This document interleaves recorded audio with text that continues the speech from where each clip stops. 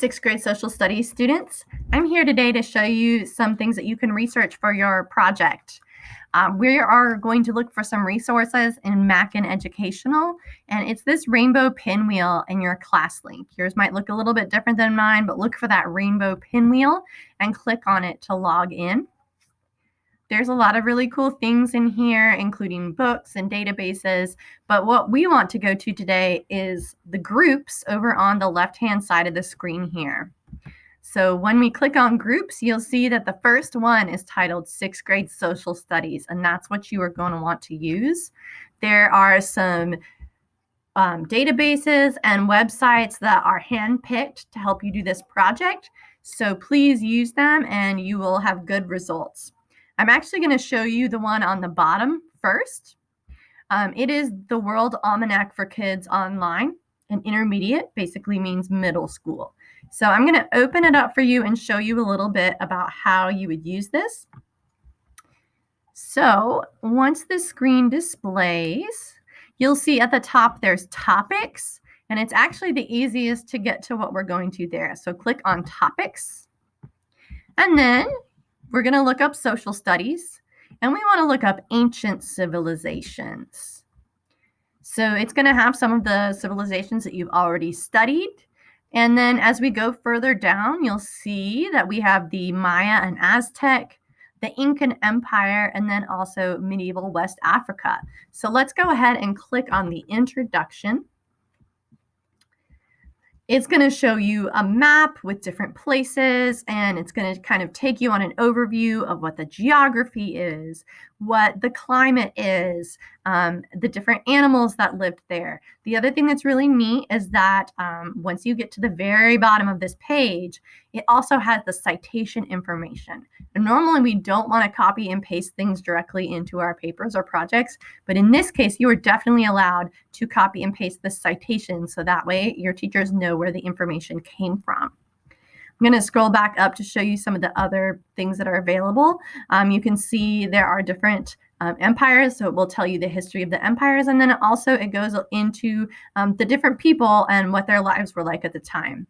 It also includes a timeline, so that can really help me visualize just what was happening around the same time. So you'll see the Songhai Kingdom, you'll see Mansa Musa, Emperor of Mali. So it just kind of helps you visualize what happened when, and it also takes you before and after the time period, so you get an idea of where things are.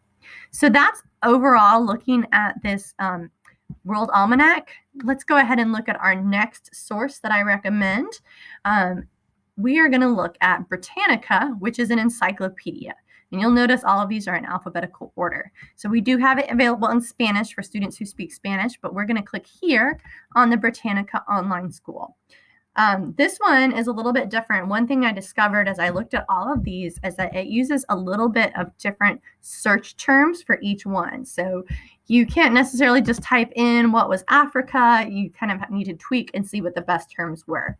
And I discovered for this one, for the African part, I want to type in African kingdoms, and then it will take me to this article about African kingdoms and empires. It will have, it's a pretty long article. It starts out with North Africa, and then as you go down, tells you more about Western Africa. I like a lot of the pictures and things that they show. You can also, if you want to, look at the short version, which is the number one, if you just want a shorter article to look at. And then you can also look at those images individually, apart from everything, which can be kind of neat to see all the different pictures. So a lot of more good information is there. Let's look at a couple other sources that we have.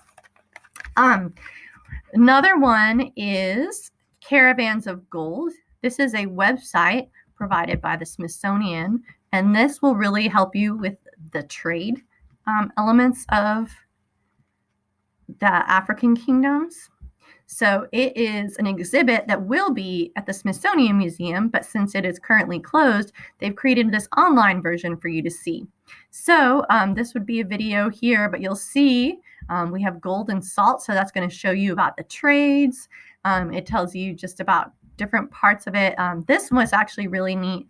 The high videos, it's going to be a map that has videos associated with the different areas. So you'll see it gives you an overall map view, and you can open a bigger map if you want to, but each one of these goes with a different map place. So if I wanted to look at, let's say, number 14, I can come down here and see that that's actually this place called Gao. And when I click on it, it should be able to pop up the video, and I'll learn a little bit more about that place. Next up is Credo Reference. This one has many reference sources, and there's going to be a lot of short articles. Not all of them are geared towards middle schoolers, so some of them will sound kind of really extra, I guess would be the best way to put it. Let's see, ancient Africa. So this is definitely one where if you do different search terms, you're going to get very different results. One thing I did notice with this one